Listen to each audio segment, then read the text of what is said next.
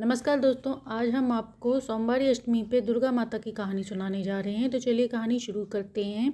कैसे एक शेर माँ दुर्गा का वाहन बना और आखिर एक शेर को ही माता ने यह सौभाग्य कैसे दिया। दुर्गा माँ का ही स्वरूप माता पार्वती हैं। माता पार्वती शिव जी की परम भक्त थीं। वह बचपन से ही उनकी पूजा उपासना किया करती थीं। इनकी तपस्या से प्रसन्न होकर शिव जी ने उन्हें अपनी पत्नी के रूप में स्वीकार करने का आशीर्वाद दिया और फिर इनका विवाह हुआ।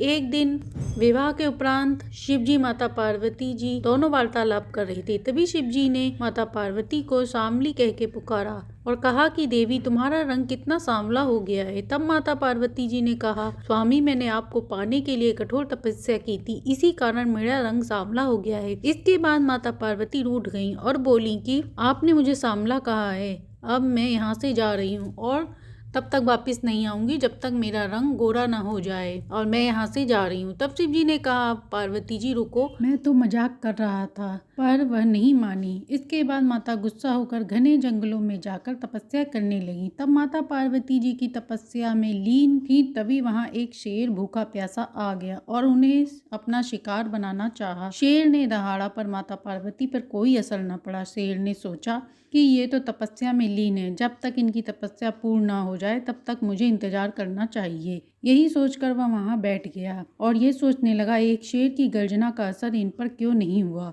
अब शेर बैठकर वहीं इंतजार करने लगा, लेकिन माता पार्वती जी की तपस्या कई वर्षों तक चलती रही। माता के चमत्कार से वह शेर वहीं भूखा प्यासा बैठा रहा, जैसे वह भी माता के साथ तपस्या कर रहा हो। जाने अनजाने में ही सही, वह भी वहीं बैठा रहा। उसने न माँ को कुछ कहा और न ही उनको परेशान किया और वहीं बैठकर इंतजार करने लगा। देवी की तपस्या से प्रसन्न हो वहां शिवजी प्रकट हुए और बोले, पार्वती जी उठो, मैं आपको गोरा होने का वरदान देता हूँ। तुम गंगा स्नान करो, इससे तुम गौर वर्ण की हो जाओगी। अब से संसार आपको गौरी के नाम से जानेगा और आपका जो सांवला रंग है उसे कौशिकी के नाम से जाना जाएगा। तभी माता पार्वती की नजर उस शेर पर पड़ी। तब शिवजी ने कहा, ऐसा प्रतीत हो रहा है यह भी वर्षों से आपके साथ यहीं बैठा है। तभी शेर ने सब सुन लिया और वह बोला, शिवजी माता पार्वती को प्रणाम कर बोला, प्रभु आप सही कह रहे हैं, मैं बहुत वर्षों से यहाँ बैठा हूँ।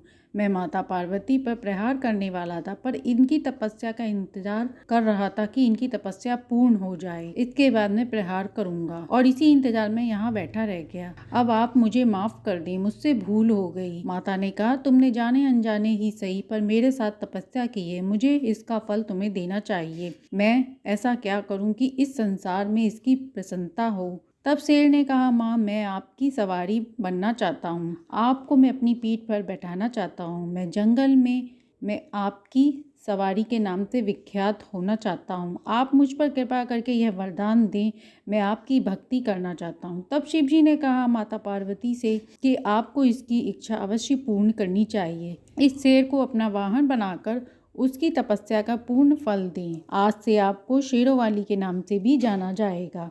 माता मुस्कुराकर शेर पर सवार होकर उसे अपना वाहन बना लेती हैं। माता पार्वती शेर पर सवार होती हैं, तभी स्वर्ग में उपस्थित सभी देवी देवता फूलों की वर्षा करने लगते हैं। इसके बाद गंगा में स्नान कर माता पार्वती गौरी रूप में जानी जाने लगी। उनका श्याम वर्ण कौशिकी देवी के नाम से प्रसिद्ध हुआ।